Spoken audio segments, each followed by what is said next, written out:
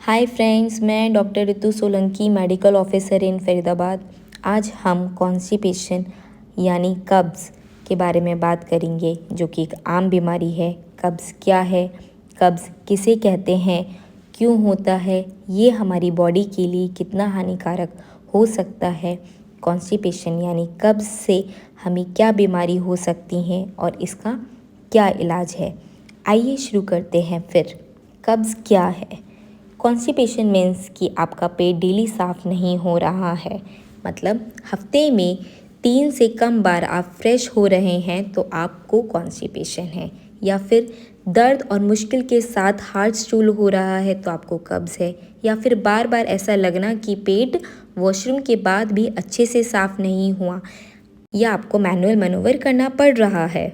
इन सभी में से कोई भी एक है तो आपको कब्ज़ है। नॉर्मली सभी लोग ऐसे ही मेडिकल स्टोर से दवाई लेकर खा लेते हैं। फिर हमें बात करने की क्या ज़रूरत है, लेकिन ज़रूरत है, क्योंकि कॉन्स्टिपेशन यानी कब्ज़ से हमें कुछ ऐसी बीमारियां हो सकती हैं जो हमें मालूम होनी चाहिए। कुछ कॉम्प्लिकेशंस होती हैं जो कि कॉन्स्टिपेशन हमारे शरीर में कर देता है, जैसे कि हमें हेमरॉइड्स, बवासीर हो सकते हैं, ज़्यादा जोर लगाएंगे वेन्स फूलेंगी, पाइल्स हो सकता है, हेमरॉइड्स हो सकता है, एनल फिशर हो सकता है, हार्ड स्टूल के कारण गुदा फट जाएगा, या फिर रेक्टल प्रोलैप्स हो सकता है, पूरा रेक्टम का सिस्टम बाहर आ जाए और लटक जाए, या फिर मरीज की मीन्स इंसान की डेथ हो सकती है। डेथ कॉन्स्टिपेशन से? हाँ जी बिल्कुल, लेकिन सभी लोगों में नहीं। जब कॉन्स्टिपेशन में जोर लगाते हैं, एक चीज़ होती है, हम ग्लॉटिस को बंद करके चेस्ट का जोर लगाते हैं, जिसके कारण आर्टीरियल प्रेशर बढ़ता है और हार्ट रेट कम होता है, यानी बीपी बढ़ना और हार्ट रेट कम होना दोनों एक साथ होते हैं पूरा एब्डोमेन पे जोर लगाने से। और अगर किसी इंसान को कार्डियक प्रॉब्लम है तो ऐसे इंसान के लिए जोर लगाना जानलेवा हो सकता है। या फिर जिन लोगों का आँख का ऑपरेशन हुआ है, उन्हें कब्ज़ है और वो जोर लगाएंगे तो उनका इंट्राऑक्यूलर प्रेशर बढ़ता है और उन्हें परेशानी होगी। या फिर हर्निया की सर्जरी या एब्डोमेन की कोई सर्जरी हुई है, ऐसे लोगों को भी पॉटी में जोर लगाना रिस्की हो सकता है, इन्हें भी अवॉइड करना चाहिए। या फिर आपने देखा होगा कि लंबे समय से जिन भी लोगों को कब्ज़ रहता है उन्हें मानसिक तनाव रहता है। अब बात करते हैं कि कब्ज़ होता कैसे है। तो हम नॉर्मल बावल मूवमेंट समझते हैं।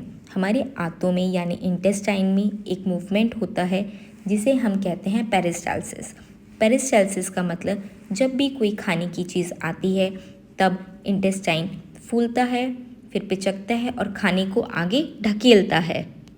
ये स्पॉन्टेनियस मसल है, इनवॉलेंट्री मसल है, जो बाहर नहीं पता चलता, लेकिन इन्हें पेरिस्टाल्सिस कहते हैं। ये नॉर्मल बावल मूवमेंट्स हैं। अगर किसी भी कारण से इन बावल मूवमेंट में प्रॉब्लम होने लग जाए, कमी आने लगे, तो मरीज़ को कॉन्स्टिपेशन होता है। किस कारण से हो सकता है? आप अच्छे से या तो फाइबर नहीं ले रहे हैं, बाहर का खाना ज़्यादा खा रहे हैं, मैदा खा रहे हैं, हरी सब्ज़ी नहीं खा रहे हैं जो कि ज़रूरी है आपके लिए, या फिर आप पानी की मात्रा कम ले रहे हैं, डिहाइड्रेशन हो रहा है आपको, या कोई एक्टिविटी नहीं हो रही है, चल फिर नहीं रहे हैं। आमतौर पर ये बेड रिडन या पोस्ट ऑप पेशेंट्स के साथ ऐसा होता है। इनमें से कोई भी कारण हो सकता है कॉन्स्टिपेशन का। अब बात करते हैं हम कि कॉन्स्टिपेशन यानी कब्ज़ 2 तरीके से हो सकता है, जैसे कि या तो गट की मोटिलिटी कम हो जाए, या फिर कोई ऑब्स्ट्रक्शन या फिर रुकावट रास्ते में आ जाए।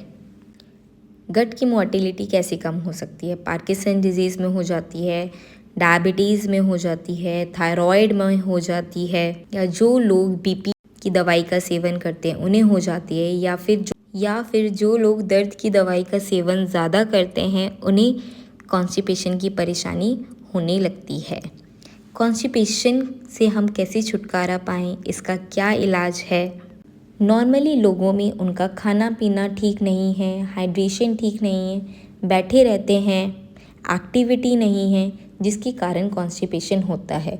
तो उसका इलाज भी वैसा ही होता है, जिसे हम लाइफस्टाइल मॉडिफिकेशन कहते हैं। जिसमें हमें हाई फाइबर डाइट्स लेनी चाहिए, जिसमें सेलुलोज की मात्रा ज़्यादा हो। हाई फाइबर डाइट को अपनी डेली रूटीन में लाएं। 2 से 3 लीटर पानी पिएं। बॉडी को हाइड्रेटेड रखें। फलों का सेवन अच्छे से करें। हरी सब्ज़ी अच्छी मात्रा में खाएं और कुछ ब्रिस्क वॉक और योगा करें लाइक एक्सरसाइज, और एक डेली टॉयलेट रूटीन बनाएं। नॉर्मली लोगों में कॉन्स्टिपेशन ठीक हो जाता है इन सब चीज़ों से। इसके अलावा कुछ मेडिसिन्स आती हैं जिन्हें हम ऐड कर सकते हैं, जैसे कि कैस्टर ऑयल, लेकिन ये प्रेगनेंसी में कॉन्ट्रा इंडिकेटेड है। इसके अलावा कुछ लग्जेटिव्स आते हैं, परगेटिव्स, ऑस्मोटिक परगेटिव्स और स्टूल सॉफ्टनर्स भी आते हैं, लेकिन ये सभी ड्रग्स सभी के लिए नहीं होती। प्रेगनेंसी में कुछ दवाई कॉन्ट्रा इंडिकेटेड होती हैं। शुगर के पेशेंट्स में भी कुछ ड्रग्स अवॉइडेड हैं। बाकी आपके लिए एक घरेलू नुस्खा टिप, जीरा और अजवाइन का पानी लीजिए, इससे भी आपको कॉन्स्टिपेशन में रिलीफ मिलेगा। अगर आपको ये जानकारी पसंद आई है तो वीडियो को लाइक एंड शेयर करिए और ऐसी इन्फॉर्मेटिव वीडियो देखने के लिए चैनल को सब्सक्राइब करिए। I hope you like it. Thank you my lovely people.